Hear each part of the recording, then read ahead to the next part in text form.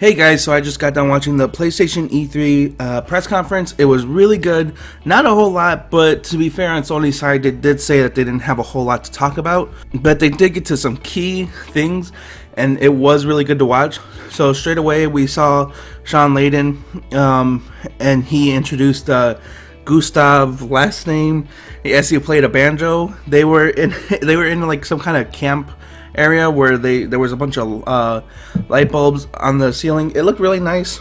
Gustav played this banjo solo for a good bit amount of time, and then they zoomed in and we finally saw a Last of Us 2 trailer, and we get to see Ellie, at a party with a bunch of kids her age. I mean, she's not really a kid anymore, she is a grown adult, and she starts talking with a bunch of the people there, and she starts dancing with this one girl, and they start kissing on the dance floor, and all of a sudden it cuts to Ellie just full on brawling with these guys in the middle of nowhere. I don't know who those guys were or anything, but man, did she kick their butt. It was amazing to watch. The gameplay looks awesome. It looks just like Last of Us Part 1. They showed the trailer, they showed the gameplay, and then after that they kind of went to an intermission, and it was really weird because I've never seen, I mean, maybe it has been before, I've only started watching E3 for the past 5-6 years, and I've never seen a press conference just cut to intermission in the middle of it. And we see we start seeing these group of guys, and they were talking about what we can expect. They showed a Call of Duty trailer. Four new maps are going to be introduced into Call of Duty Black Ops 3: Jungle, Summit, Slums, and Firing Range. And if you don't have Black Ops 3, don't worry, because you'll be happy to know that Black Ops 3 is being offered as a bonus free game of the month, which is really awesome. So you guys have that. You can go on right now, download it, and it's available on the PS Store for another free game. Then they kind of showed some highlights they were still waiting for this intermission, so they showed some highlights of just some of the games that are out and everything, some of the things that Sony's proud of that they made out into the game. Right before they went back to right before the intermission ended, they did manage to sneak in another trailer for Destiny 2 Forsaken DLC or expansion. That was something else. I was not expecting that at all. It broke my heart watching it. You cut to Cade, and he is just like beaten up. His jaw, there's like a giant hole in the side of his face. It looks tearing up, and the camera pans around, and it shows, I don't remember his name because he was in Destiny 1 in the original story. But it cuts to one of the Awoken, and he shoots Cade in the head, and then Cade dies. They walk over his body. It was really sad. There's been rumors that Cade was gonna die. I did not want to believe him. And it cuts to a cover art of your Guardian holding Cade's body. It's really emotional if you're a Destiny fan. I know I was upset by it. It took me a minute to get back into the flow of E3 after watching that. We see Ghost of Tsushima right afterwards. They started off with a man playing some kind of instrument made out of bamboo. It looked really cool.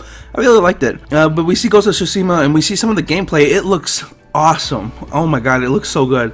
You're playing as the samurai.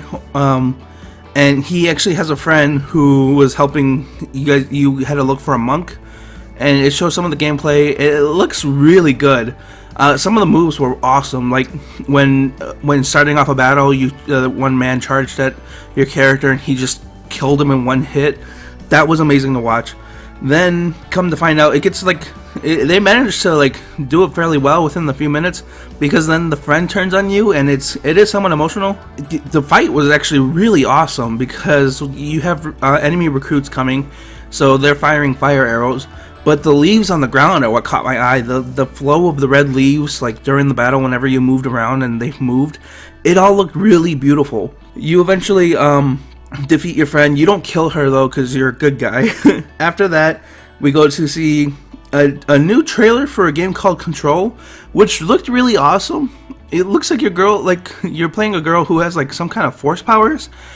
There wasn't a whole lot to see. I mean, they showed a good bit to it, but as for story or anything, there wasn't a whole lot. She was floating. She was throwing things at people. It looks really awesome.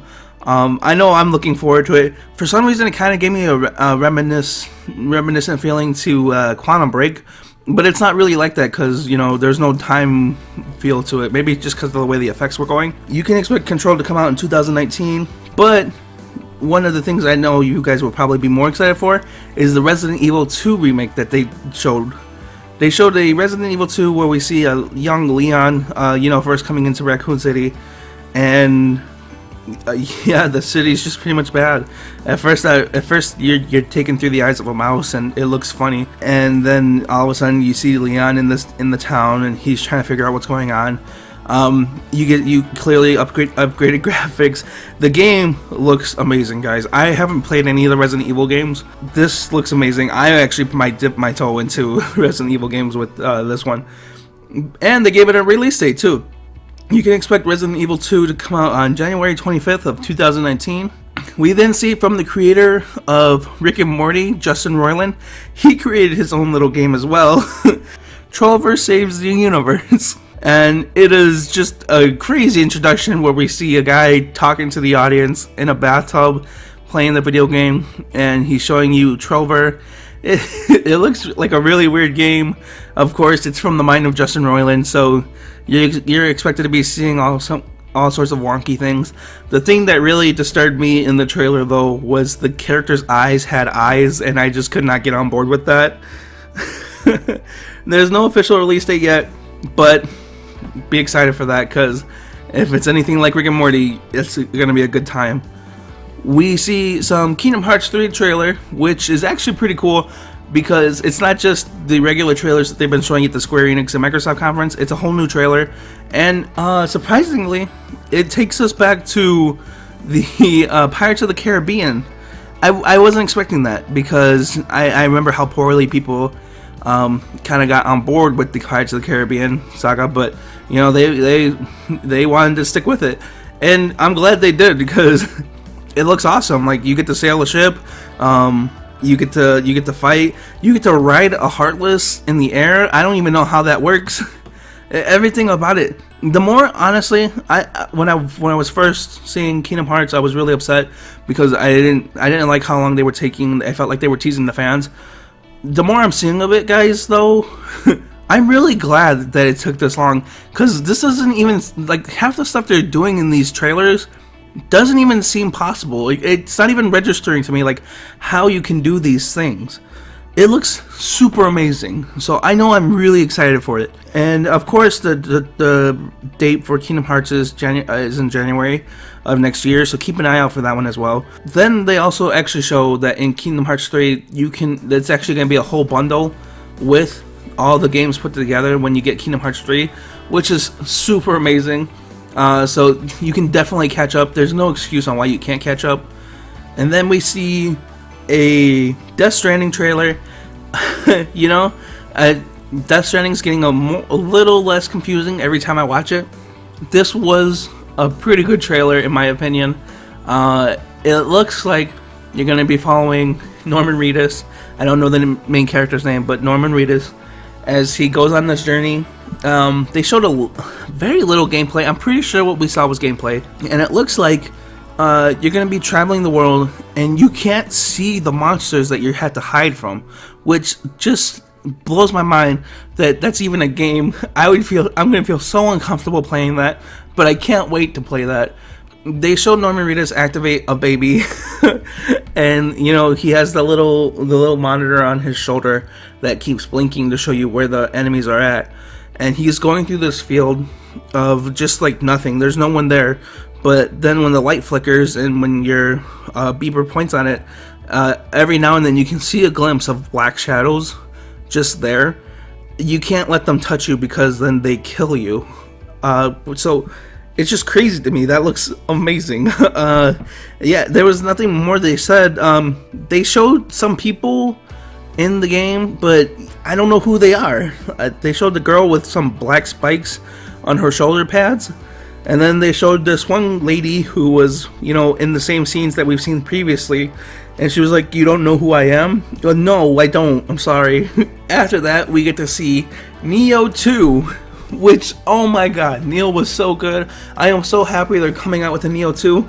It looks like you can kind of become a demon in this one, because they stuck the main character with some kind of horns in his forehead, and he tries to grab at him, and as he's grabbing at him, his face is becoming all fiery, and he becomes just a flat out demon. So I don't know what that implies. If that means that you can become a demon in the game, that sounds super awesome to me. I am so happy for that. And then Microsoft, and then Sony decided to close off the conference with Spider-Man. They showed more gameplay for it. I think it takes place in the beginning of the Spider-Man games, because Electro breaks into a prison, and he just kind of frees everyone in the prison. So Spider-Man is having to deal with not just Electro, but also Scorpion, Vulture, Rhino. And then Mr. Negative shows up, and he's having to fight all of them. It looks like he's losing. Well, he is losing. And then all of a sudden, when he's on the ground being beaten up by the villains, he looks over his shoulder and he says, "What? It's you." And then it fades off into the trailer. The trailer ends, and that's pretty much it for PlayStation. Oh man, the PlayStation conference. It was really good. It was kind of a slow start at first. Not one of my favorite conferences, but it was definitely well worth the watch, especially with some of these reveals. And like I said, even though they didn't reveal much, Sony flat out said earlier in the year that they weren't going to reveal a whole lot. Their main focuses were going to be on Last of Us, Ghost of Tsushima, and Death Stranding. So I'm just happy that we got more than just those 3 games. Stick around, guys, because tomorrow I'm going to go ahead and talk about Nintendo, so can't wait for that.